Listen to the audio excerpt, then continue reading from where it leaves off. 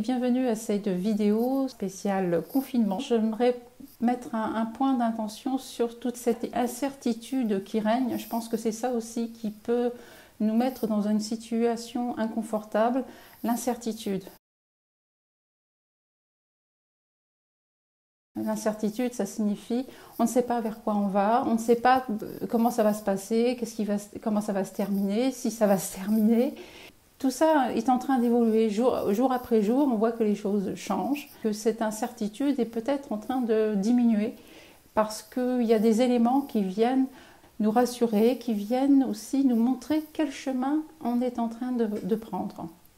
Il y a déjà le fait d'avoir les pays qui ont été touchés en tout premier et qui sont la Chine et la Corée du Sud.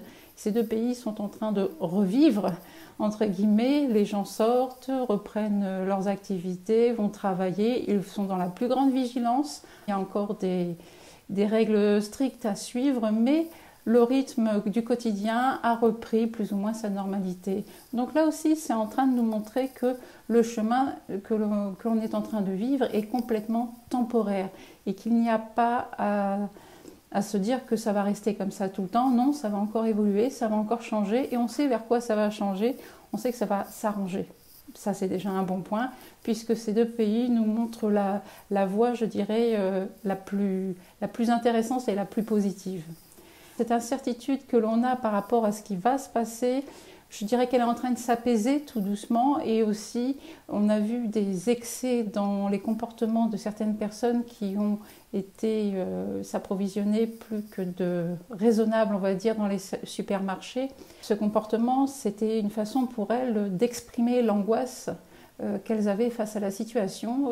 Tout le monde n'a pas les moyens, tout le monde n'a pas les outils de pouvoir gérer son stress, ses peurs, et une peur comme celle-ci, qui est la peur d'être touché par une maladie, mais surtout de voir les siens touchés par une maladie, peut amener à avoir des comportements aberrants, parce qu'on a besoin d'aller voir quelque chose de rassurant, et la nourriture, le fait de s'approvisionner, d'avoir quelque chose qui fait que ses proches, les gens auxquels on tient, aient de quoi tenir. Évidemment, ces personnes ne connaissent pas Ho'oponopono, ne connaissent pas tous ces outils que l'on a aujourd'hui à disposition dans le développement personnel pour aider à rester aligné, ancré dans ces moments. Et c'est à nous aussi de regarder ça avec compassion et de se dire qu'elles font ce qu'elles peuvent avec les moyens du bord.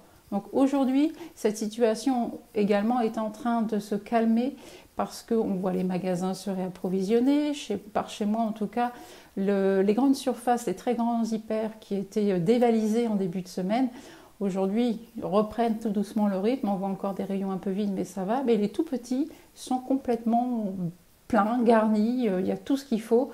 Donc là, le regard des gens tout doucement va s'apaiser. Il y a d'autres peurs qui sont toujours là.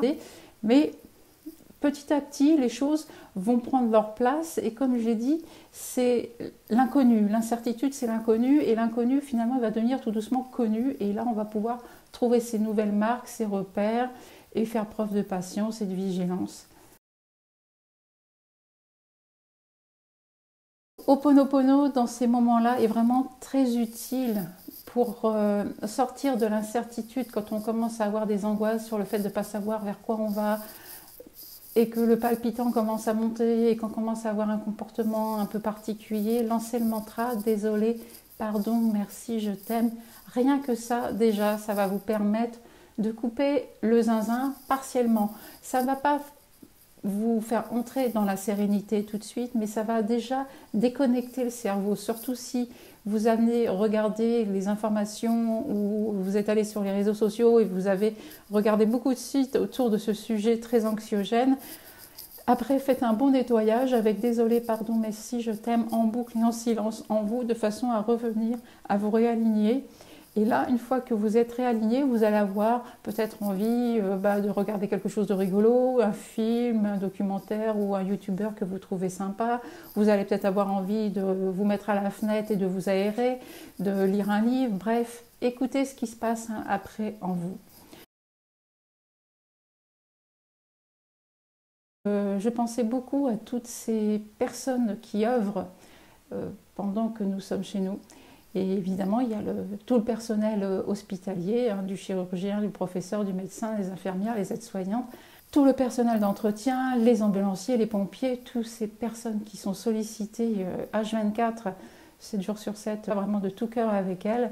Et il y a aussi tous les autres qu'on oublie un peu, ces personnes qui sont les routiers, les chauffeurs, les manutentionnaires, les magasiniers qui s'occupent de réapprovisionner tous ces magasins, de permettre à ce que l'on ait tout à disposition en nourriture et tout ce qu'il nous faut aujourd'hui pour pouvoir continuer de vivre sereinement.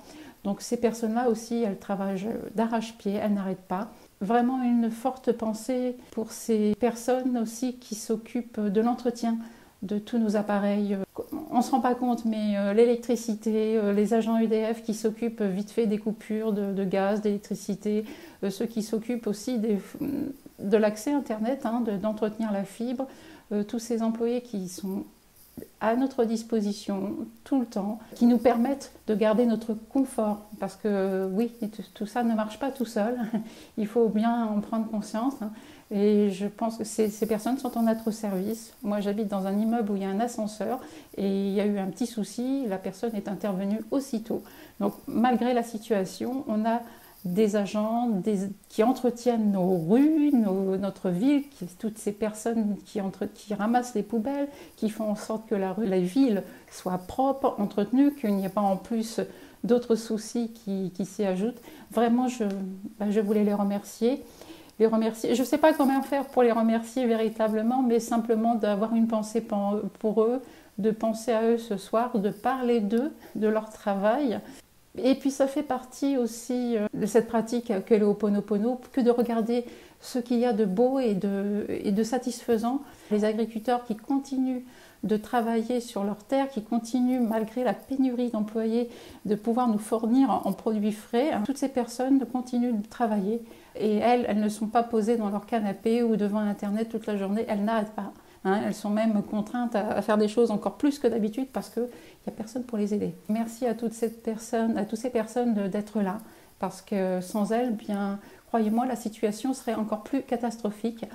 La prochaine fois que vous voyez la caissière, la boulangère, la vendeuse, toutes ces personnes qui sont là toute la journée malgré l'ambiance qui n'est pas terrible pour elles non plus, et bien de les remercier d'être là, simplement On ne peut pas leur faire de hug aujourd'hui, de leur faire de câlins, mais au moins de leur dire chaque jour merci pour votre présence. Je pense qu'elles ne l'entendent pas assez. Elles ont vécu une grosse pression, toutes ces personnes, jusqu'à présent. Donc maintenant, ça serait bien de leur lâcher un peu la bride. Eux aussi, ils ont des choses à gérer. Eux aussi, ils ont peur pour leur famille. Donc là, encore une grosse pensée et un gros merci pour toutes ces personnes qui interviennent.